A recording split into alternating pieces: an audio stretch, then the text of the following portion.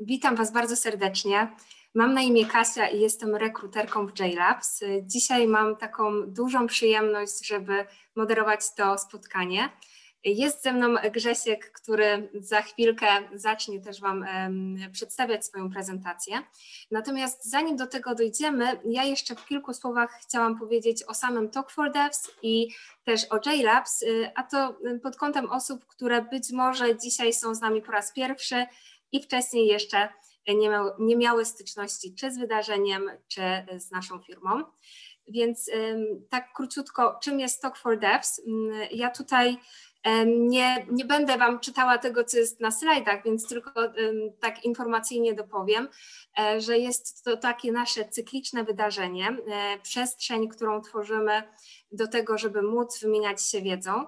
Historycznie pierwsze spotkanie miało miejsce w 2014 roku i wówczas było pod nazwą IT Akademia JLabs skierowaną do studentów. Natomiast wraz z czasem, kiedy tutaj zaczęli do nas dołączać specjaliści, w 2019 roku trochę zmieniliśmy formułę, no i właśnie już funkcjonujemy jako Talk4Devs. Też to, co się nie zmieniło, to to, że spotkania są w dalszym ciągu bezpłatne, bo dla nas najważniejsze, największą wartością i największą frajdą jest właśnie to, że możemy się z Wami spotykać i możemy się tą wiedzą dzielić. Także gdyby ktoś z Was chciał sobie wrócić do dzisiejszej prelekcji, bądź jeszcze zapoznać się z jakimiś poprzednimi, to oczywiście jest taka możliwość, ponieważ spotkanie jest nagrywane i potem będzie udostępnione na naszym kanale Talk4Devs na YouTubie. Natomiast co tutaj jeszcze jest istotne, to nie byłoby Talk4Devs, gdyby nie JLabs i ludzie pełni pasji i zaangażowania. Tutaj akurat mamy jeszcze zdjęcie zespołu, kiedy mogliśmy się spotykać, więc mamy nadzieję, że do tego powrócimy. Natomiast co do samej firmy, to tak krótko, firma została założona w 2008 roku przez dwóch inżynierów, Janka i Piotrka, z myślą właśnie o inżynierach, o stworzeniu takiego miejsca, które będzie przyjazne. I mottem, które nam przyświeca od samego początku, jest to, że robimy dobre IT albo nie robimy go wcale. I też poza tym, że chcemy robić dobre IT, to staramy się łączyć inżynierów z projektami, które faktycznie będą tutaj spełniały ich oczekiwania i ambicje zawodowe.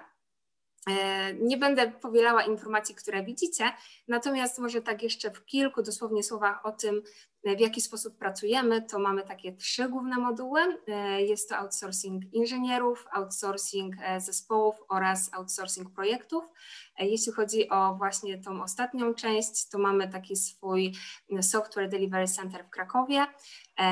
I co do specjalizacji, to tutaj funkcjonujemy, obracamy się głównie w takim obszarze jak Java, JavaScript, również frontend. Poza tym na pewno znajdzie się sporo projektów dla osób związanych z Pythonem, .NET-em czy takim obszarem Quality Assurance bądź DevOps. Ze swojej strony nie chciałabym przedłużać, bo tutaj już wiem, że wszyscy czekacie na wystąpienie Grześka, więc tylko w takich kwestiach organizacyjnych.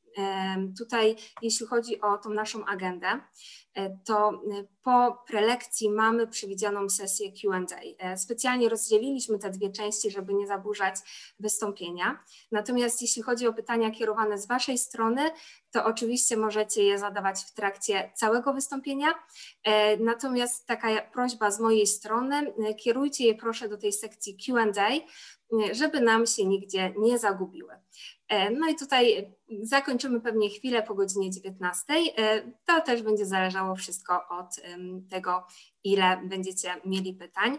Także na ten moment ze swojej strony Wam dziękuję. W kwestii jakichś takich organizacyjnych będę dostępna na czacie, gdybyście mieli jeszcze jakieś pytania. No i Grześku, przekazuję Ci w takim razie tutaj głos. Okej, dzięki. Okej, no to dajcie mi sekundkę.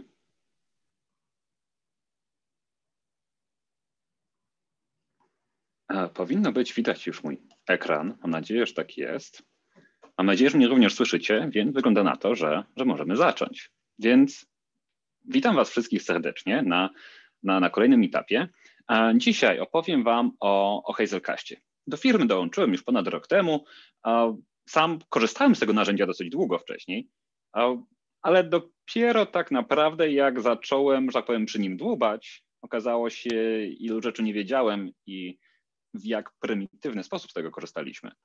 Więc korzystając z okazji, po prostu chciałem Wam pokazać, ile tam ciekawych rzeczy można znaleźć. Co ciekawe, często będzie tak, że rzeczy, które Wam zaraz pokażę, prawdopodobnie w wielu przypadkach w ogóle nie będą Wam potrzebne. Ale mimo wszystko wydaje mi się, że warto na to popatrzeć, bo jest tam cała masa rzeczy, na które możemy popatrzeć jako inżynierowie i nauczyć się czegoś nowego. Zwłaszcza jeśli chodzi w temacie systemów rozproszonych. Jeśli o mnie chodzi, nazywam się Grzesiek, prowadzę bloga, na tej stronie można sobie poczytać, można zamówić sobie szkolenie. Na co dzień jestem w Hazelcastie i pracuję też dla Bottegi. I przechodzimy do części właściwej. Czyli otóż jest rok 2008 w Turcji i tam pojawia się pomysł stworzenia prostego cache'owania dla Java. I tak rodzi się Hazelcast, który na początku był zwykłą biblioteką. To był proces, który odpalało się w ramach waszej javowej aplikacji i, że tak powiem, żył sobie razem z waszymi aplikacjami. Z czasem jednak to narzędzie troszkę się rozwinęło. Czyli przeszliśmy od zwykłego cache'a do czegoś, co się teraz nazywa IMDG, Operational In-Memory Computing Platform. No, brzmi to dosyć imponująco. Przynajmniej powinno zaimponować różnym CTO na świecie. I teraz nie jest to już tylko narzędzie, to nie jest to zwykły cache, a cała machina do tak naprawdę distributed computingu. Co prawda wiele osób używa go po prostu do cache'owania, ale można tutaj zrobić bardzo dużo ciekawych rzeczy. Więc o tyle, na ile na początku było to narzędzie typowo javowe, w końcu był to embedded cache, jednak z czasem rozwinęło się w stronę polyglot. I teraz jest to i działa również w trybie klient-serwer, czyli z tym teraz mogą gadać klienty javowe, .NET-owe, Pythonowe, C++, Go i parę innych. Do tego dostępne są integracje z całą masą różnych narzędzi, które są dostępne na rynku. Jak przejdziemy sobie przez całe API, to na początku była tam tylko mapa, ale jak widzicie, troszeczkę się to rozwinęło, bo nie będziemy teraz przez to wszystko przechodzili, bo tu jest dużo fajnych słów kluczowych, ale jak widzicie, zmiana powinna być dosyć imponująca. Też się okazało, że dorobiliśmy się do dosyć dużej ilości klientów. Jak sobie popatrzycie, tam jest dużo, że tak powiem, logo z ubezpieczeń, z gamingu, z logistyki. Tam są m.in. giełda londyńska, banki, Visa, Apple. Generalnie jest w czym przebierać. Tego typu firmy idą po Hazelcasta, bo mielą olbrzymie ilości danych.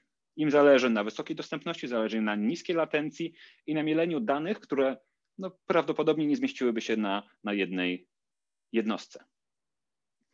No dobra, ale co to jest to IMDG? To jest In-Memory Data Grid. I spróbujmy sobie odczarować, co to wszystko znaczy. Po pierwsze, in-memory, to jest dosyć intuicyjne, czyli przetwarzanie odbywa się w pamięci, bez wykorzystania persystencji. Jaka jest tego zaleta? Jeśli przetwarzamy coś w pamięci, to dostęp do tych danych jest tam, powiedzmy, o rząd wielkości szybszy niż jakbyśmy zapisywali to na dysku twardym. To pozwala, że tak powiem, walczyć o niższą latencję i przetwarzanie olbrzymiej ilości danych bardzo, bardzo szybko. Wada jest tego taka, że niestety taka pamięć podręczna jest dosyć ograniczona w stosunku do dysku twardego, gdzie możemy mieć już terabajty danych. Troszeczkę gorzej, jakbyśmy chcieli to wszystko wpakować do RAM-u. Kolejny aspekt, data, czyli tak naprawdę możemy dane przechowywać, ale również dokonywać pewnych obliczeń na nich. Stąd w końcu distributed computing, to nie tylko distributed storage.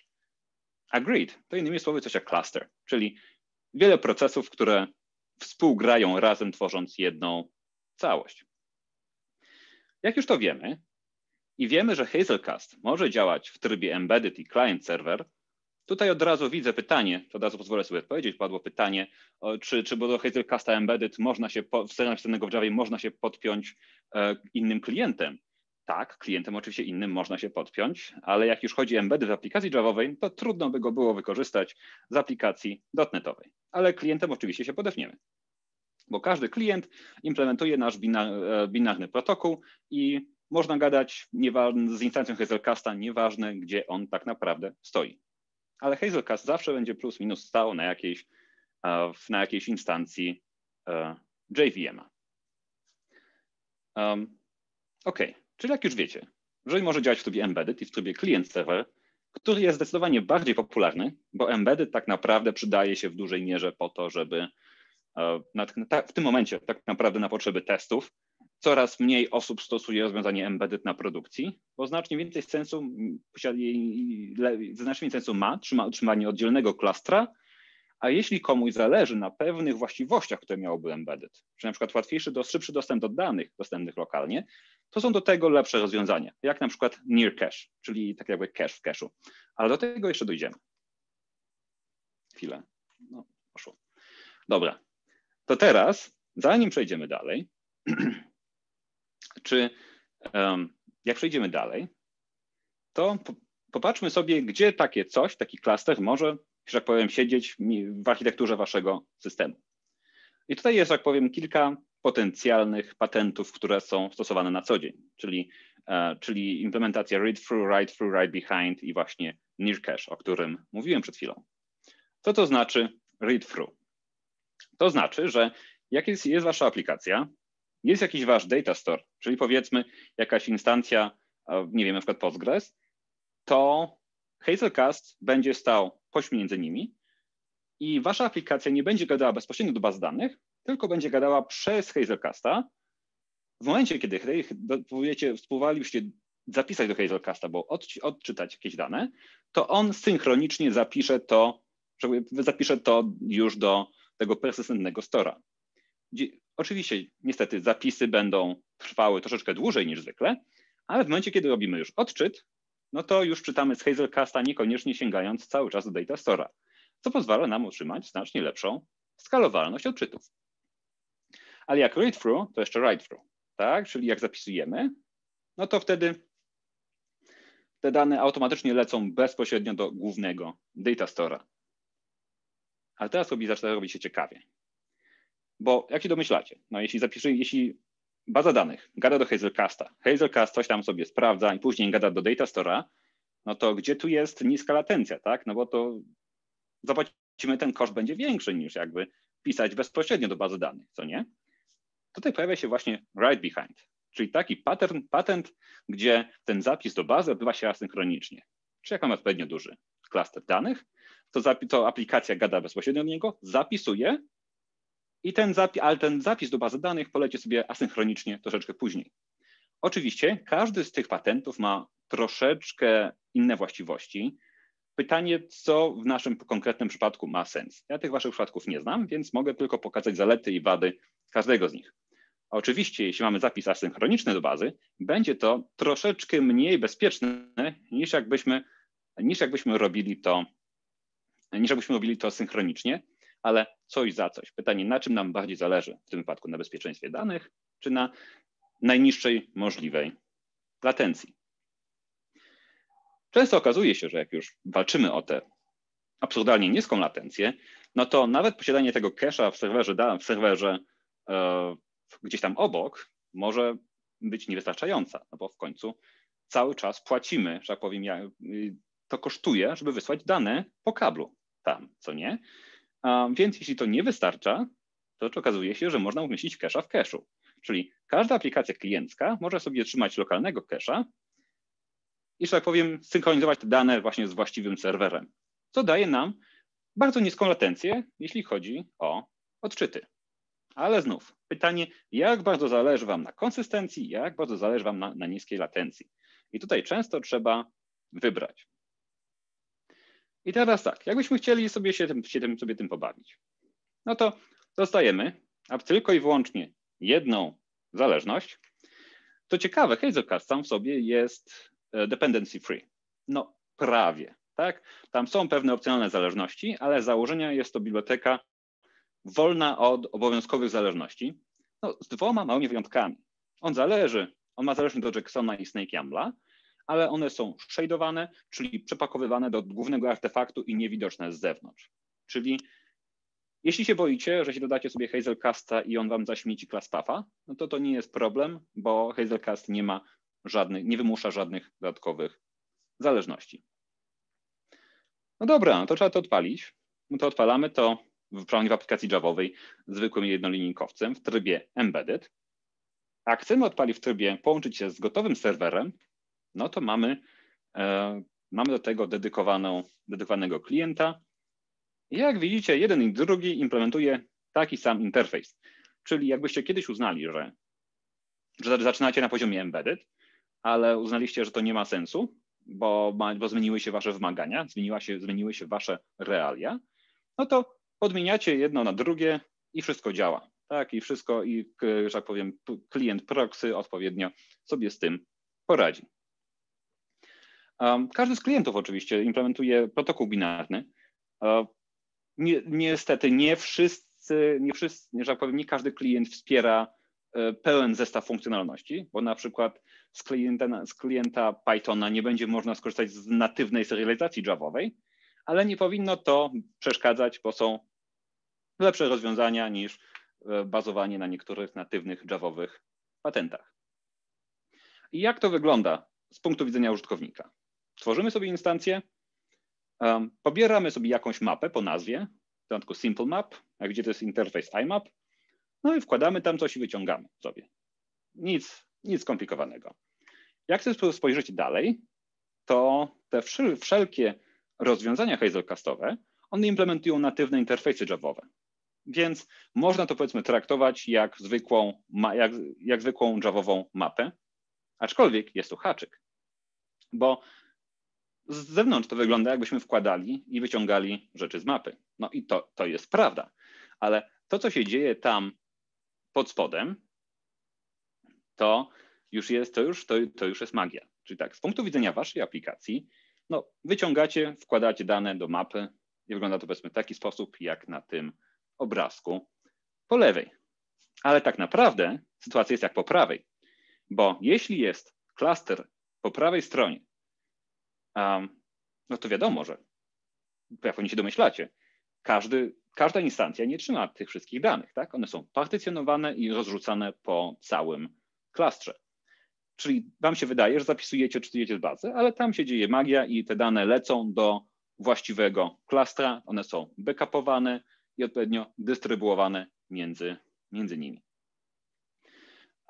Tutaj padło jedno ważne pytanie, czy topologia embedded pozwala na komunikowanie się instancji na różnych nodach? Oczywiście tak. Nie ma znaczenia, czy to jest embedded, czy standalone. Jedno i drugie pozwala komunikować się bez problemu. Działa to tak samo. Tak samo, jeśli odpalimy kilka aplikacji równolegle z Hazelcastem embedded, one uformują klaster razem. I to jest przeważnie, co ludzie wiedzą na temat Hazelcasta, tak? Że jest to cache, że ma mapę, tam można wkładać, wyciągać rzeczy. Oczywiście tę mapę można konfigurować na wiele różnych sposobów, czyli na przykład ustawiać, jak długo te elementy mogą w tej mapie sobie żyć. To się nazywa już cache, a nie mapa, chociaż jest mapą. Ale oprócz tych wszystkich rzeczy, któryśmy się spodziewali od cache'a, tam jest jeszcze kilka innych rzeczy. Czyli na przykład multimapa, jest replikowana mapa, czyli coś jak ten zwykła mapa, którą wam pokazałem na początku, tylko faktycznie replikowana w pełni na każdym nodzie. Do tego znajdziecie coś jak sety, listy, ale nawet kolejka i topic. Czyli czasem zdarza się, że abstrakcja, którą potrzebujecie, to nie jest mapa, tylko coś, co bardziej pozwala jak lista albo set, który wymusza unikalność elementów. Ale okazuje się, że jeszcze można wykazać kolejki i topiki, żeby osiągnąć prosty mechanizm żeby utrzymać prostego PubSuba. Czyli wyobraźcie sobie sytuację, gdzie musicie mieć prostą logikę komunikacji między nodami, a macie na każdej, powiedzmy, Hazelcast klienta albo zwykłego Hazelcasta, to możecie sobie wygodnie rozsyłać informacje między nimi, korzystając, powiedzmy, z topika. I to jest na przykład patent, z którego korzystamy w jednej z naszych integracji z Hibernate'em.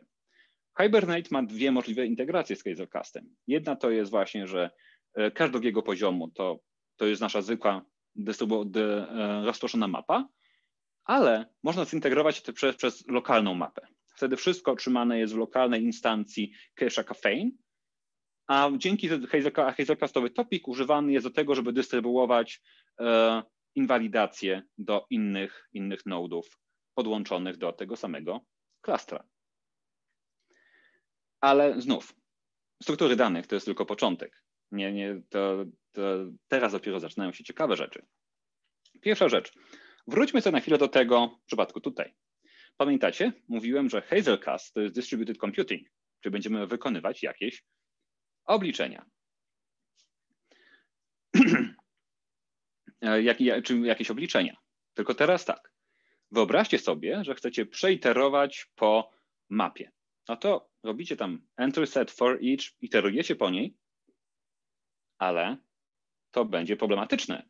Jeśli mamy, wyobraźcie sobie, że mamy kilka terabajtów danych, no powiedzmy 20, rozrzuconych na jakiś olbrzymi klaster, a wy bierzecie klienta, mapę i iterujecie po tym, bo chcecie powiedzmy wszystkie wypisać, coś z nimi zrobić. No to ma małą szansę zadziałania, jeśli wy macie, powiedzmy, 16 giga RAMu, a próbujecie mielić kilka terabajtów danych w ten sposób. Czyli pojawiają się pewne problemy. Okazuje się, że jakbyśmy chcieli wykonać jakąś operację na tych danych, znacznie więcej sensu miałoby to wykonanie na klastrze, a nie lokalnie. Nie ma sensu pobierać tych wszystkich danych, tylko po to, żeby je przemielić, powiedzmy, wysłać jeszcze raz do klastra. I tutaj pojawiają się narzędzia typu Enter Processor, czyli taki prosty interfejs, który pozwala na transformację danych w klastrze. I to jest o tyle wygodne, że nie musicie martwić się wielowątkowością ani niczym innym, tylko takiego implementację Enter Processora możecie wrzucić na klaster i klaster za was to wykona. I każdy node w klastrze wykona to na swoim podzbiorze danych, które trzyma. Czyli prawdopodobnie po pierwsze to się wykona się, kiedy lokalnie nie miałoby to szansy. Po drugie będzie to znacznie szybsze, bo każdy node operuje na swojej części danych, a nie musi ich wszystkich zgromadzić w jednym miejscu, żeby coś policzyć. Ale jak już można, że tak powiem, dokonywać tego typu obliczeń, to można również to samo zrobić nie tylko z obsługą kluczy i par wartości w mapach, ale również można zdeployować na klaster jakąś implementację executor serwisa. Czyli znaczy nie serwisa, tylko do jakiegoś joba dla executor serwisa. Czyli jakby była potrzeba, można, że tak powiem, wykonać jakąś operację dla tych wszystkich danych trzymanych w klastrze. No takim może skrajnym przypadkiem byłoby na przykład wysłanie maili dla każdego klienta, który trzymany jest w klastrze. Znacznie wygodniej byłoby to, nie wiem, na przykład rzucić na klaster, a nie pobrać wszystkie dane i dopiero wtedy to obsłużyć. No to skrajny przykład, tak? Ale miałoby to znacznie więcej sensu z punktu widzenia wydajnościowego zrobić to w ten sposób. Albo innym patentem na przetwarzanie batchowe. No dobra. Kolejną rzeczą są agregacje, czyli znów mamy pełną mapę, tam jest bardzo dużo danych, a my chcemy na przykład wszystkie dodać do siebie. No to pojawia się ten sam problem, który był wcześniej. No bo nie jesteśmy w stanie tego zrobić lokalnie. Ale mamy takie narzędzia jak agregator. To możemy zdeployować na klaster i on nam po prostu wykona się na tej samej, zrobi tak naprawdę formę MapReduce'a i zwróci nam gotowy wynik bez konieczności mielenia tych danych lokalnie. Tak? Klaster zrobi to za nas. To samo z prostymi zapytaniami. Czyli na przykład jeśli mamy w jakiejś mapie dużo danych, w jednym z formatów, które są, że tak powiem, które Hazelcast rozumie, no to możemy zrobić proste zapytania. Czyli jak nie chcemy, powiedzmy, filtrować, ściągnąć wszystkich pracowników, żeby ich tam, że tak powiem, przejść po nich i wybrać tylko aktywnych i poniżej jakiegoś wieku, no to Hazelcast może to znów zrobić za nas, tak? I zrobi to w klastrze, a nie lokalnie. O filtrowaniu i SQL predykatach jeszcze powiemy, bo w produkcji jest bardzo ciekawy feature, który już jest dostępny w wersji 4.1, ale nie jest jeszcze w pełni gotowy produkcyjnie. Ale to już na samym końcu. Zanim przejdziemy dalej, bo ciekawe rzeczy dopiero będą, przypomnijmy sobie na szybko, co to jest CAP Theorem.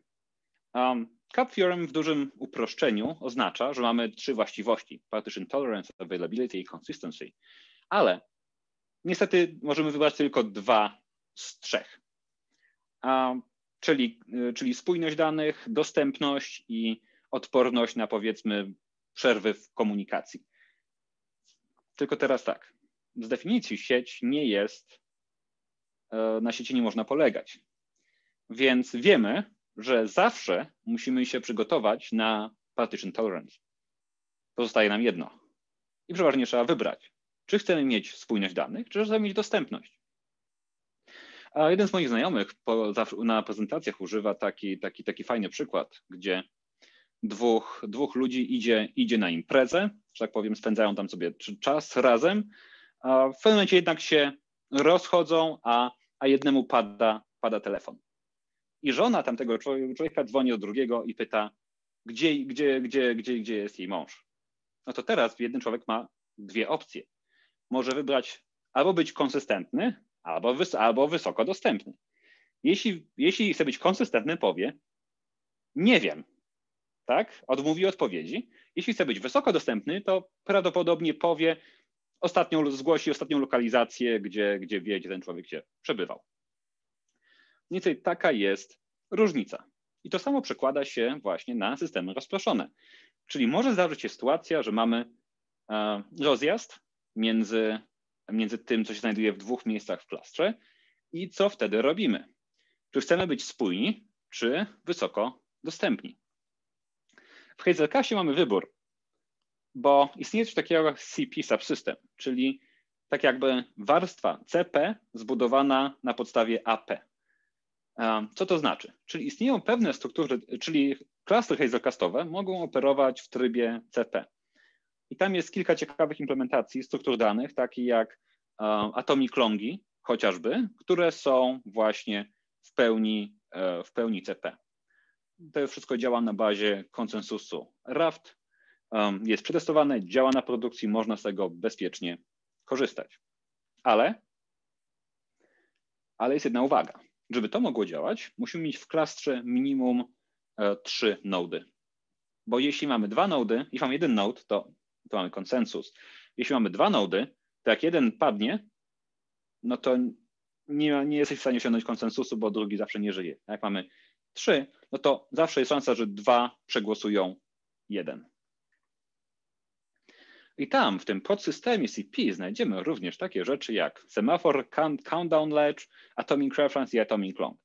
Czyli coś, co na co dzień nie powinno Was interesować, ale może się przydać w bardzo niszowych sytuacjach, kiedy trzeba na przykład zaimplementować coś jak w stylu atomic long, tylko w opcji rozproszonej. Albo semafor, czyli trzeba, powiedzmy, trzeba zrobić jakąś rozproszoną formę throttlowania. No to wtedy może się przydać. Ale te narzędzia, o których Wam powiedziałem przez chwilę, to są, że tak powiem, one są w dużej mierze już wykorzystywane przez przez struktury wyższego poziomu, które pewnie bardziej Was zainteresują. I to jest to, o czym sobie teraz pogadamy. Czyli pierwszą rzecz jest ring buffer, czyli tak naprawdę struktura danych, która przypomina cykliczną listę z ograniczonym rozmiarem, czyli taki ring buffer zachowuje się w taki sposób, że jak do niego piszemy, w momencie przekroczenia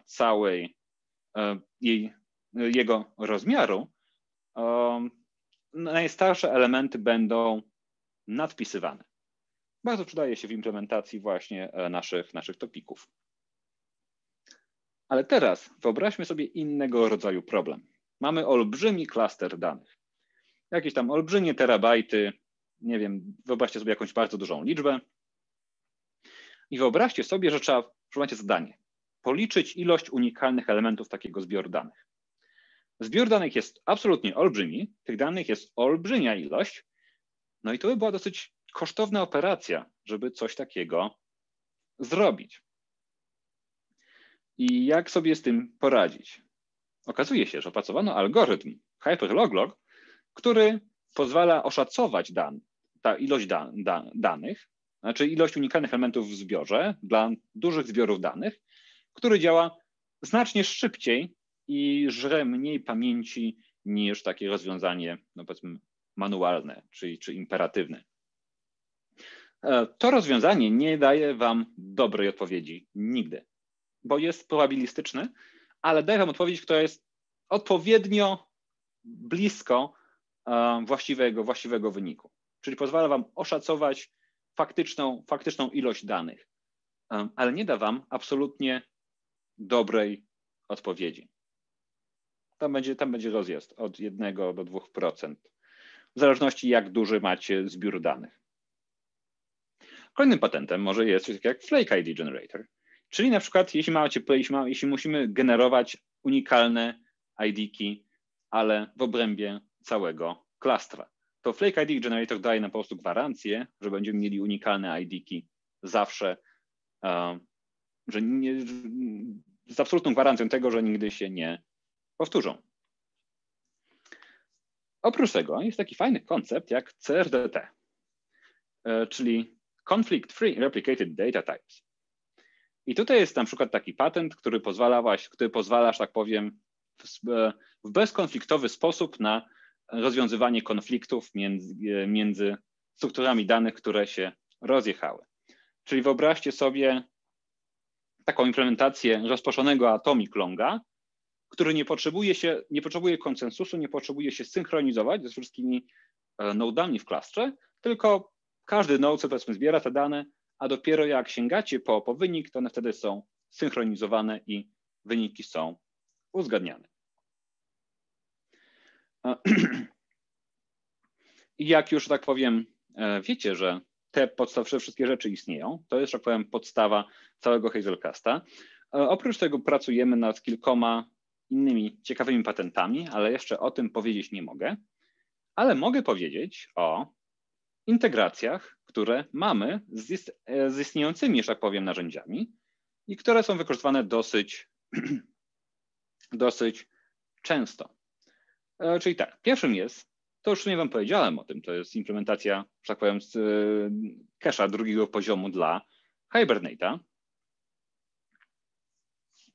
Więc jeśli uznacie, że cache drugiego poziomu fajnie by było mieć, że tak powiem, w rozproszonym Hazelcastie, żeby wszystkie aplikacje miały, że tak powiem, mogły sobie sięgać do tego samego źródła danych, to jak najbardziej można sobie to zrobić. I znów są dwa patenty, czyli albo wszystko trzymamy w IMAP-ie, która jest rozproszona, albo wszystko trzymamy lokalnie, a z Hazelcasta korzystamy tylko po to, żeby rozsyłać eventy do innych instancji waszej aplikacji. Jeśli lubicie Springa i Spring Data, no to jeśli brzydzi was dostęp do Hazelcasta poprzez zwykłą, prostą mapę, no to można się, że tak powiem, nie trzeba tego dotykać, można sobie się zintegrować ze Spring Data. I taki Spring Data możecie sobie po prostu położyć adnotację na metody albo ponazywać je w dosyć specyficzny sposób i za pomocą tego, korzystając ze springowych repozytoriów, wyciągać dane bezpośrednio z klastra. Kolejną opcją jest integracja z Quarkusem. O ile ta integracja jest dosyć prosta, no bo jeśli integrujemy, że tak powiem, samego Hazelcast klienta z Quarkusem, ze Springiem, no to tak naprawdę jest to rodzaj autokonfiguracji, czyli że ta instancja Hazelcast klienta sama się podniesie. Ale tutaj jest jeden bardzo ważny szczegół. Quarkus ma pełne wsparcie dla GraalVM-a, czyli jakby ktoś uznał, że warto skorzystać że tak powiem, skompilować sobie waszą aplikację do natywnej binarki, żeby zajmowała 15 mega i odpalała się w 3 milisekundy, to działa to z Hazelcast klientem. Tam jest trochę ograniczeń, tam jest dosyć dużo patchowania w środku, ale to działa i w 5 milisekund, że tak powiem, można podnieść aplikację, jednocześnie zrobić zapis i odczyt, powiedzmy, z jakiegoś zdalnego Hazelcasta, co jest dosyć imponujące.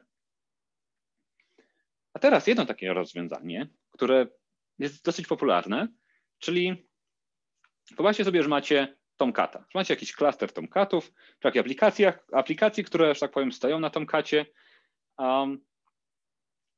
i chcielibyście, że tak powiem, zapewnić taką w pełni płynną, że tak powiem, w przypadku, kiedy stracicie albo dołącza się, powiedzmy, nowa instancja do waszego klastra, czy do waszego zestawu, że tak powiem, instancji, żeby miała dostęp do danych sesyjnych, które, że tak powiem, inne instancje już, tak powiem, obsłużyły. I to jest dosyć częsty patent, gdzie Hazelcast używany jest właśnie jako taki store do danych sesyjnych.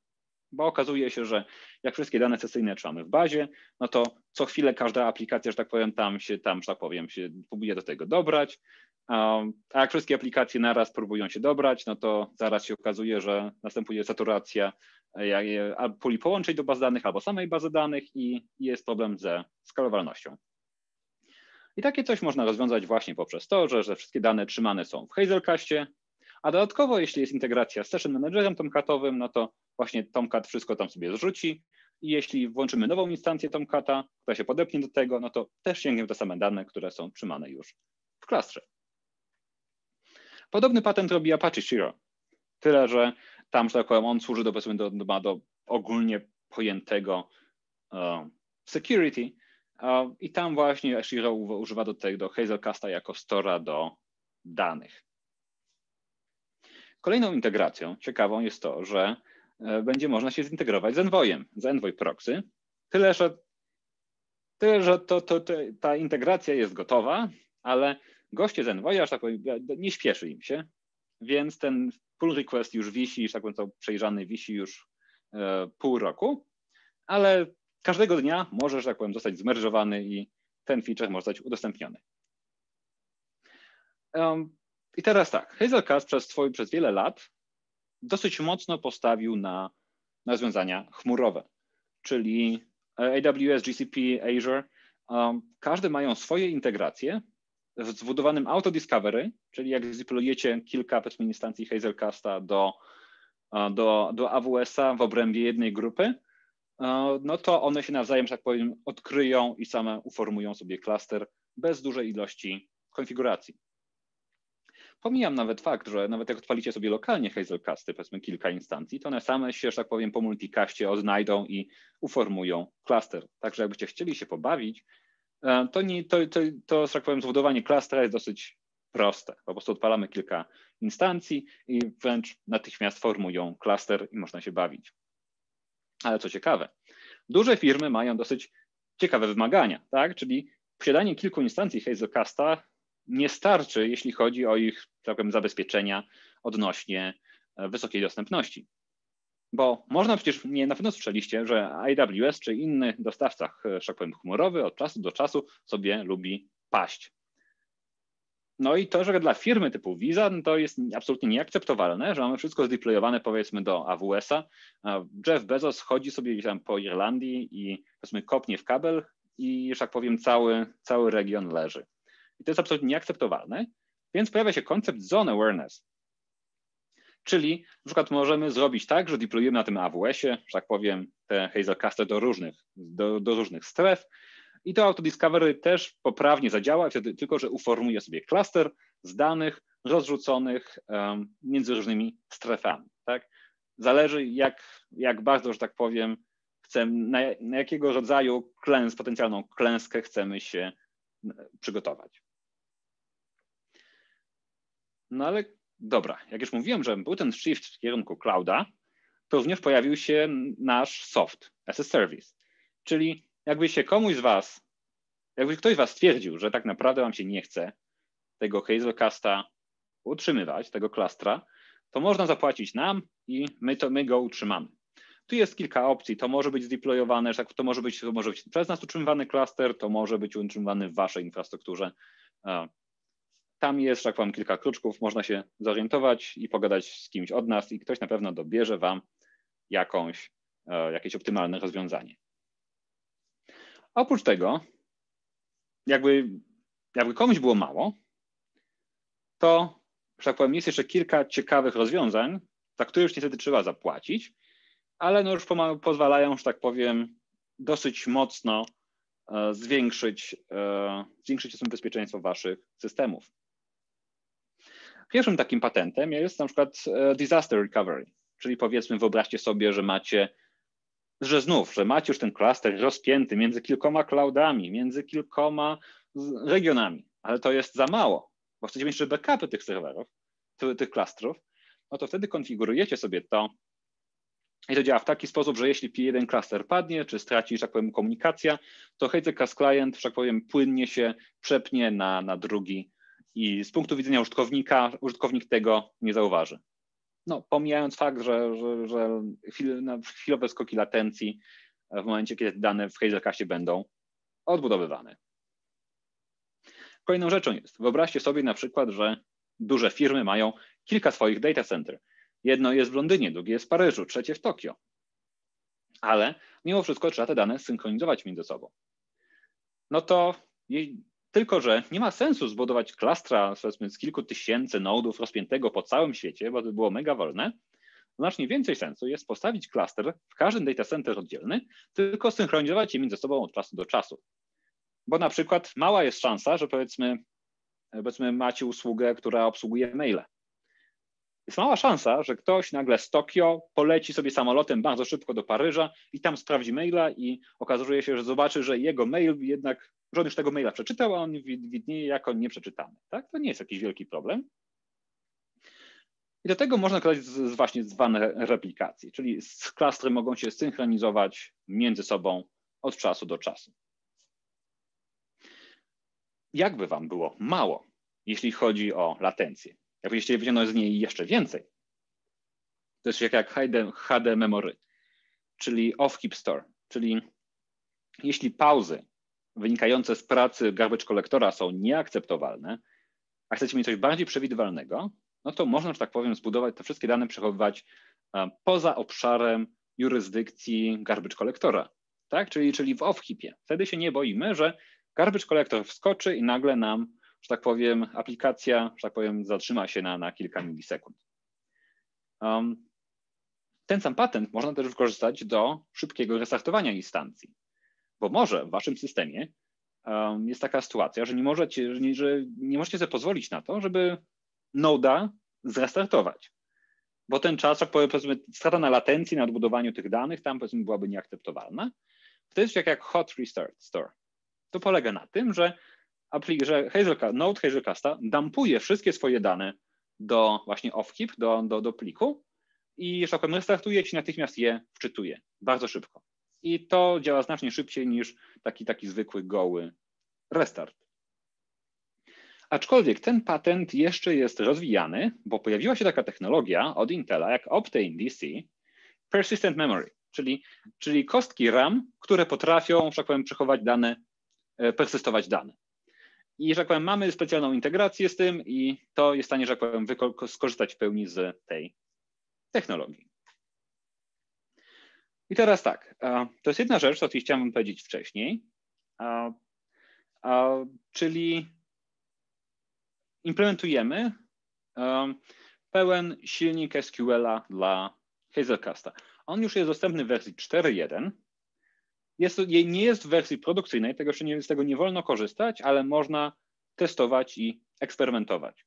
To zmieni bardzo dużo, zwłaszcza ułatwi dostęp do danych z punktu widzenia innych języków.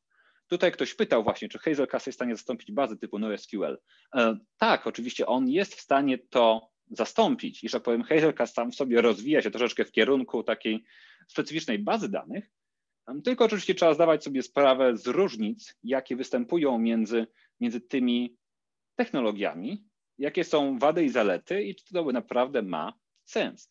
Ale mając SQL-a, oczywiście silnik SQL-a, który można zapisywać i odczytywać dane, no jeszcze zapisywać nie można odczytywać na razie, powoduje, że tak naprawdę z dowolnej technologii możecie się będziecie mogli tam się podłączyć i te dane odczytać, i z nim się komunikować, co powinno znacznie ułatwić, że tak powiem, integrację z samym Hazelcastem. Czekajcie. Ale to nie jest wszystko, tak? Bo to jest tylko ten obszar, o którym gadaliśmy, z obszaru memory computingu. Oprócz tego powstało narzędzie Hazelcast Jet, które służy do przetwarzania streamingowego. To jest narzędziem trochę komplementarnym do IMDG, aczkolwiek działa w pełni niezależnie. Czyli jest to, powiedzmy, konkurencja dla Flinka czy Apache Sparka. Jest znacznie wygodniejsza w korzystaniu. Jeśli popatrzcie na benchmarki, jest też również znacznie szybsza i latencja, że tak powiem, dodana jest znacznie niższa niż tych innych narzędzi. I jak widzicie, służy do mielenia danych. Czyli powiedzmy właśnie sobie, że wpada, powiedzmy, macie telekoma. Wymyśliliście, że chcecie analizować na bieżąco ruch klientów, co oni tam robią i powiedzmy wysyłać im SMS-a z ofertami. Czyli powiedzmy widzicie, że klient przepiął się do BTS-a, który jest dosyć blisko granicy polskiej, no to wyślimy mu ofertę, bardzo szybko wyślimy mu ofertę roamingu.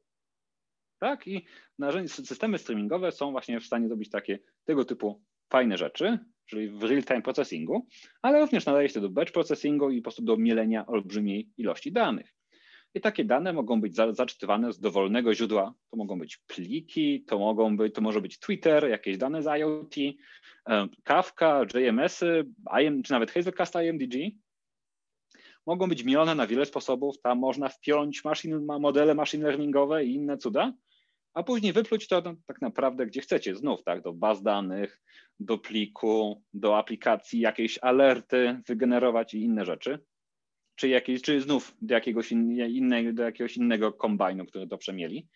No, wszystko zależy, jesteście ograniczeni swoją, że tak powiem, wyobraźnią.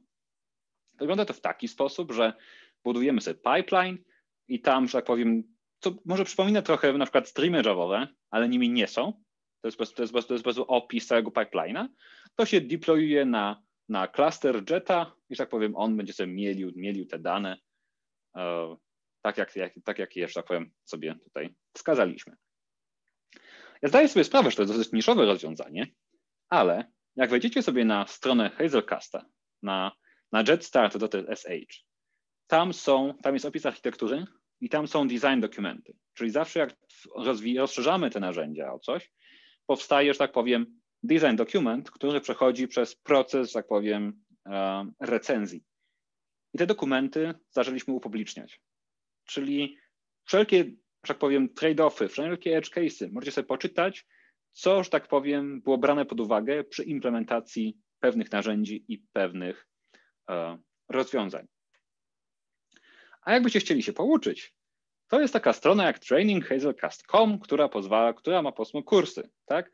Więc możecie tam za darmo, prawie za darmo trzeba oddać swojego maila, tak, trochę swojej prywatności, dostajecie dostęp do kursów, gdzie możecie sobie na spokojnie dowiedzieć się, jak to wszystko działa, tak?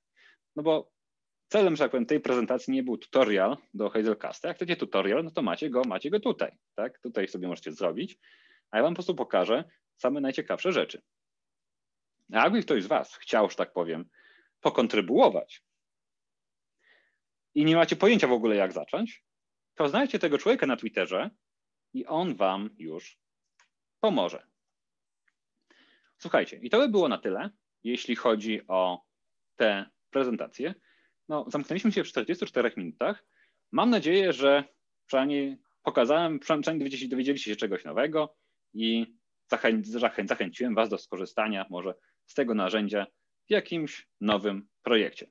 Pamiętajcie tylko, że kontekst ma znaczenie, więc nie bierzcie go, że tak powiem, nie bierzcie go tylko dlatego, że jest fajny, tylko dlatego, że faktycznie macie problem, który moglibyście nim rozwiązać. Dzięki wielkie i wydaje mi się, że mamy trochę czasu na pytania. Tak, Grześku, bardzo dziękujemy Ci za wystąpienie, za prezentację.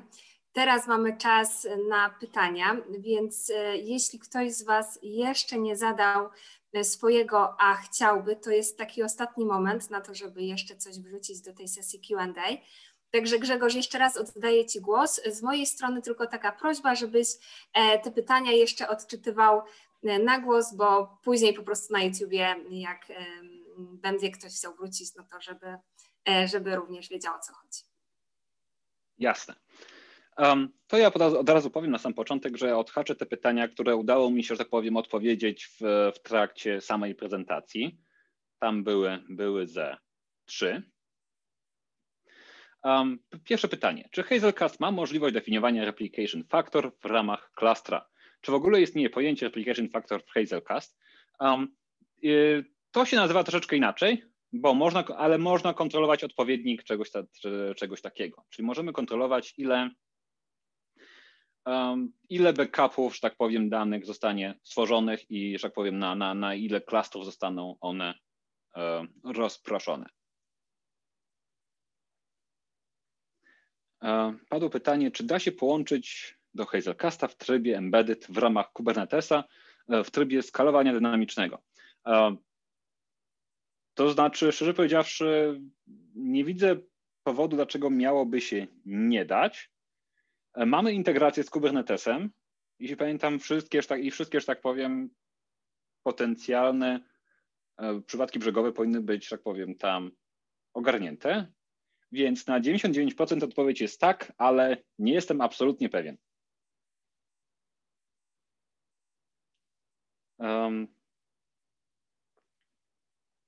Padło pytanie. Nie do końca rozumiem, co ma wspólnego partition tolerance z dostępnością sieci. Czy można przybliżyć temat?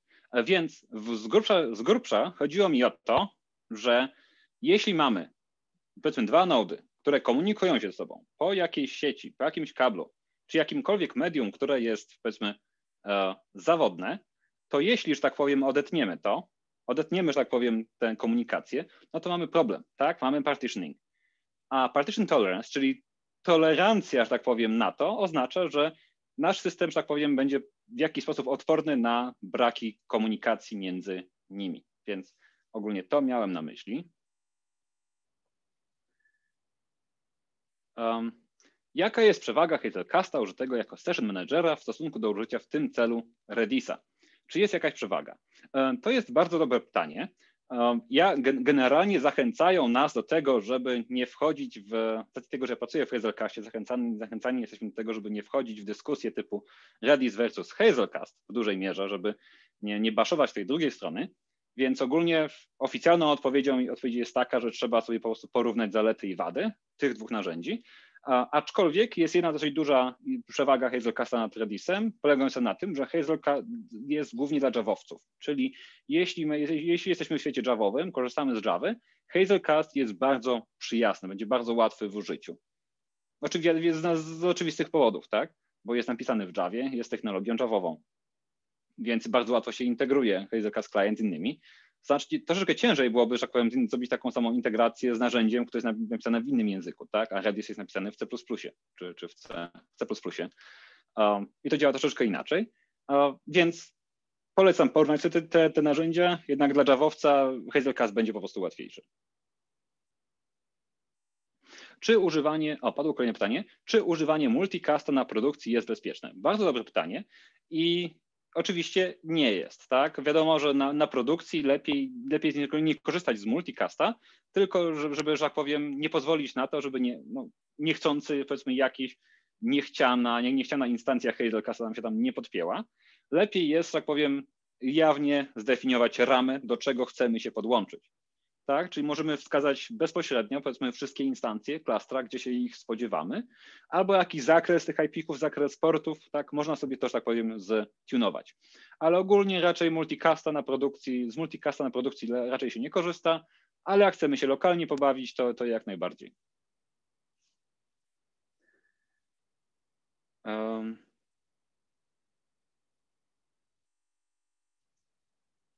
Po zdeployowaniu joba, czy dane, które on przetwarza, są w jakiś sposób snapshotowane? Czy jeśli ktoś zmieni mapę, na której przetwarza job, to możemy jakoś sprawdzić, czy wykryć, że zmiana została uwzględniona w obliczeniach, czy nie? Tak, są snapshotowane. Czy możemy wykryć, czy zmiana została uwzględniona w obliczeniach, czy nie? Szczerze powiedziawszy, nie wiem. Bo ja na co dzień, że tak powiem, siedzę w Corze, a nie w Jecie. Obracam się w Corze. Powinno się dać, tak? Powinno się dać, ale nie dam sobie głowę uciąć. Czy jeszcze coś zostało? Jaki algorytm używany jest do rozpraszania par klucz wartość po nodach? Czy jest to DHT, czy coś podobnego? Odpowiem szczerze, nie wiem.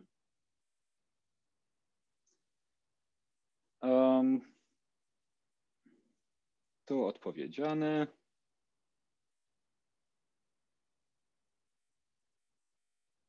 Jak bez multicasta połączyć instancje w klastrze typu embedded w Kubernetesie w autoscalingu? No to pomożemy sobie właśnie z integracja Hazelcast Kubernetes w tym pomoże. To chyba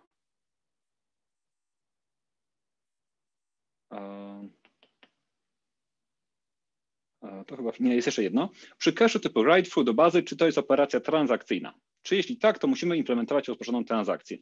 Więc słuchajcie, ogólnie nie trzeba się implementować operacji, znaczy tak, jest to oczywiście zapis odbywa się w transakcji, ale nie musicie się, ale w Hazelcastie, jak zapisujemy, wrzucamy dane do klastra, to, że tak powiem, podczas partycjonowania wszelkie dane, że tak powiem, te same klucze będą obsługiwane przez tego samego noda.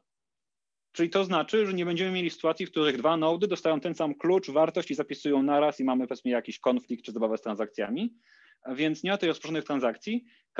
Zapis będzie odbywał się z tego samego noda i nie ma potrzeby, że tak powiem, korzystania z XA transactions.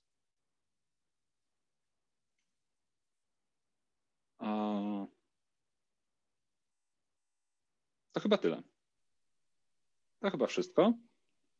Dobrze, to jeśli już z Waszej strony nie ma żadnych pytań, bo tutaj widzimy, że już nic nie napływa, to będziemy powoli kończyć nasze spotkanie. Także jeszcze raz, Grześku, dziękujemy bardzo za Twoją prezentację i też wszystkie informacje i odpowiedzi na pytania. Wam bardzo dziękujemy za uczestnictwo w spotkaniu. No i tutaj zapraszamy na nasze kolejne wydarzenia. Polecam Wam śledzić naszą stronę internetową, nasze social media, gdzie macie aktualne informacje na temat tego, co się dzieje w firmie, kiedy planowane będą kolejne edycje.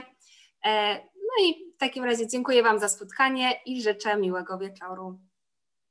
Okej, dziękuję. Do zobaczenia następnym razem.